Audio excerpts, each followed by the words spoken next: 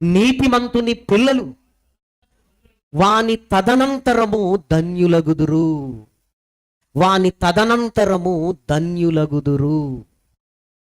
నిజంగా ఎంత భవిష్యత్తును మన కళ్ళ ముందు పెడుతున్నాడు అంటే, యథార్థ వర్తనుడి నీతి వాడు బ్రతికున్నప్పుడు ప్రయోజనకరంగా ఏమీ అనిపించకపోవచ్చు, కానీ వాని తదనంతరము వాని పిల్లలు ధన్యులగుదురు.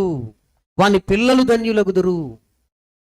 ఈరోజు సమాజానికి ఒక తండ్రిగా, ఒక తల్లిగా నా పిల్లల కొరకు నేనేం చెయ్యాలి అన్న ఆలోచన మనకు మొదలైతే, ఒక తల్లిగా, ఒక తండ్రిగా నీవు నేను చేయవలసింది ఏంటో తెలుసా? యథార్థవర్తనుడుగా ఉండి నీతిగా ఉండు. నా యథార్థత, నా నీతి ఇప్పుడు ఎందుకు పనికి రానిదిగా నాకు అనిపిస్తుంటది, కానీ దేవుడు ఏమంటున్నాడంటే, ఒరే నాయనా, ఇదిగో నీ తదనంతరము నీ పిల్లలు ధన్యులగుదురు.